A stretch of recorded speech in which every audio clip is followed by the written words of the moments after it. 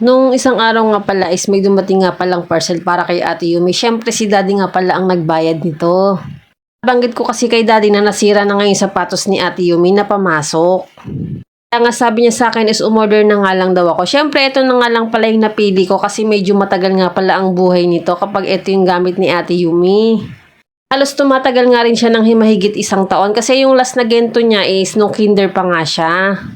Sa akin is sulit na sulit nga pala itong gantong klase ng sapatos. Bukod sa pwede na siyang pang ulan, is pwede pa rin talaga siyang pang araw-araw gamitin. Kinabukasan naman is eto na naman ako at pardagawa na naman nga ako ng yelo. Yung nag-enjoy na nga rin talaga ako sa paggagawa nitong yelo kasi nga sobrang mabenta nga. Dahil nga sa sobrang init ng panahon is lahat ng halos ng tao ngayon is gusto nga ng malamig na tubig. Tuwa naman ako at yung mga napapagbentahan ko nga pala dito sa yelo is binibili rin talaga namin ng tubig.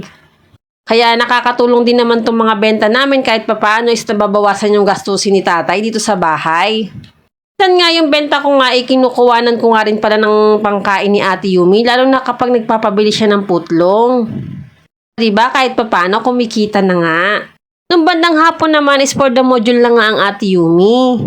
Minsan kasi talaga hinihintay ko muna na magkaroon siya ng magandang mood bago nga siya mag-module. Talaga kasi ang bata minsan ayaw munang mag-aral, gusto talaga niya maglaro. Sabi ko nga sa kanya is bawal na nga muna siyang lumabas kasi nga sobrang init. Ito nga at 1 week nga pala silang nakamodule ngayon kasi nga delikado nga talaga yung init ngayon. Eto nga naisipan ko nga muna ulit kunin yung lamesa ni Ate Yumi para nga ibalik dito sa kwarto. Tingnan nyo naman yung init dito sa kwarto namin, tutok na tutok. Kahit nga naka-aircon kami is parang nga rin kami nililitsyon dito. Ayan nga at focus na nga ang Ate Yumi sa kanyang pagmamodule kasi nga ginaguide ko rin naman ang Ate Yumi. Pero sa totoo lang talaga is mas maganda talaga yung face to face kaso nga is wala nga tayong magagawa kasi kalusugan na nga ng mga anak natin yung nakasalalay dito. Sa ngayon nga is tayo na nga lang munang mga magulang ang mag-guide sa ating mga anak. Saan pa at babalik naman din talaga ang lahat sa normal. 2 subject nga lang kaming nagawa kasi nga dumating nga pala yung 2 kong anak na lalaki at medyo nanggugulo nga dito sa Ate Yumi nila.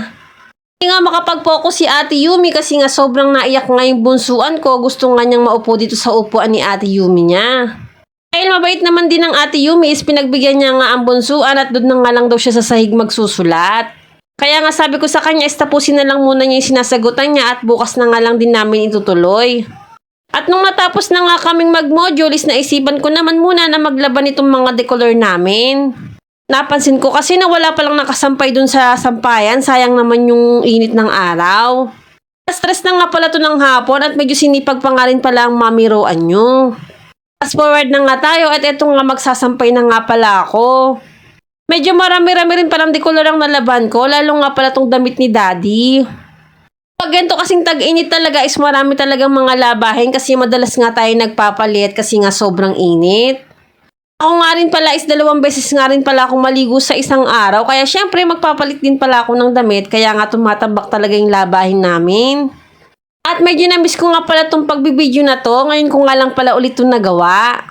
Hindi nga rin pala ako laging nag-a-upload ngayon ng video kasi wala na rin talaga akong maisip. At syempre, medyo nagiging busy na nga rin ang mamiroan nyo at napapansin ko nga rin talaga na maliit lang ang earnings. Sana nga, meron naman ulit akong mag-viral na video para naman may earnings ang mamiroan nyo at makasahod nga ulit. Char!